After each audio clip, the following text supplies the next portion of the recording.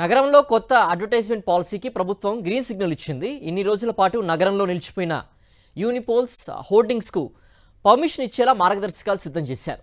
ప్రభుత్వ ఆదాయం పెంచడంతో పాటుగా డెసిగ్నేటెడ్ ప్లేసెస్లో అడ్వర్టైజ్మెంట్ ఇచ్చుకునేలా కొత్త పాలసీ తీసుకొస్తున్నారు. ఔటర్ రింగ్ రోడ్ పరిధిలో అడ్వర్టైజ్మెంట్ వ్యవస్థను పునర్వ్యవస్థీకరించేందుకు సర్కార్ చర్యలు వేగవంతం చేసింది. కేబినెట్ సమావేశంలో కొత్త పాలసీ ప్రతిపాదనలు ప్రవేశపెట్టగా ప్రభుత్వం ఆమోదం తెలిపింది. దీంతో సంబంధిత శాఖలు సమగ్ర మార్గదర్శకాల రూపకల్పనలో నిమగ్నమయ్యాయి.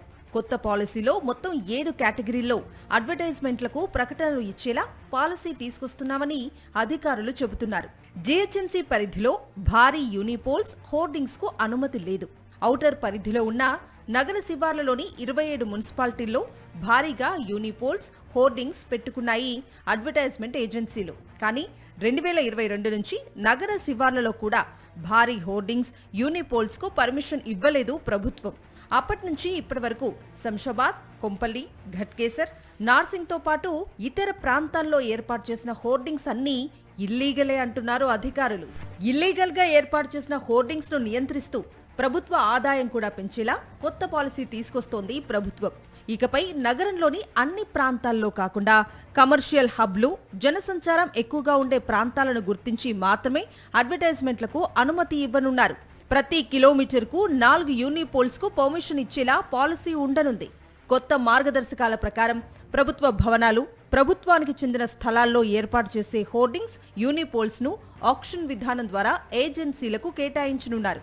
ప్రైవేట్ స్థలాల్లో అడ్వర్టైజ్మెంట్ ఏర్పాటు చేయాలి అనుకునేవారు దరఖాస్తు చేసుకుంటే టెండర్ ప్రక్రియ ద్వారా కేటాయింపులు జరగనున్నాయి. కమర్షియల్, సెమీ కమర్షియల్, రెసిడెన్షియల్ ప్రాంతాల వారీగా, అలాగే అడ్వర్టైజ్మెంట్ సైజ్ ఆధారంగా చదరపు అడుగుకు రేట్లు నిర్ణయించనున్నారు. ప్రభుత్వం ముఖ్యంగా పబ్లిక్ ప్రైవేట్ పార్ట్నర్షిప్ లో ఏర్పాటు చేయనున్న ప్రాజెక్టులకు అడ్వర్టైజ్మెంట్ పాలసీలో ప్రాధాన్యత ఇవ్వనుంది. ఇప్పటికే పైలట్ ప్రాజెక్టుగా కేబీఆర్ పార్క్ వద్ద మల్టీ లెవెల్ పార్కింగ్ ఏర్పాటు చేసిన సంస్థకు డిజిటల్ స్క్రీన్ ద్వారా అడ్వర్టైజ్మెంట్ ఇచ్చుకునే అవకాశం కల్పించింది. ఇది సక్సెస్ అవడంతో ఇలాంటివి ఏర్పాటు చేసే వారికి నగరంలో అడ్వర్టైజ్మెంట్ చేసుకునే ఛాన్స్ ఇవ్వనున్నారు. నగరంలో పొలిటికల్ తో పాటు ఇతర మీటింగ్స్ జరిగేటప్పుడు ఫ్లోటింగ్ యాడ్స్ రోడ్ల పక్కన ఎక్కడ పడితే అక్కడ ఏర్పాటు చేస్తున్నారు. దాన్ని నియంత్రించేందుకు మీటింగ్స్ జరిగే ప్రాంతాల్లో అడ్వర్టైజ్మెంట్ కోసం స్పెషల్ ప్లేసులు కేటాయించనున్నారు. ఇళ్లపై ఏర్పాటు చేసిన రూఫ్ టాప్ అడ్వర్టైజ్మెంట్లపై నియంత్రణ చర్యలు తీసుకోనున్నారు.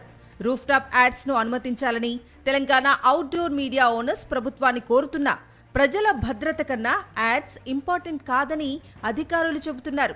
మొత్తం అడ్వర్టైజ్మెంట్ స్థలాల్లో దాదాపు 10% ప్రభుత్వ సంక్షేమ పథకాలు, అభివృద్ధి కార్యక్రమాల ప్రచారానికి కేటాయించనున్నారు. ఇప్పటి వరకు ఏడాదికోసారి కేటాయింపులు జరిపే విధానం ఉండగా కొత్త పాలసీ ప్రకారం హోర్డింగ్స్, యూనిపోల్స్ ను ఒకేసారి 5 ఏళ్ల కాలానికి టెండర్ల ద్వారా కేటాయించనున్నారు.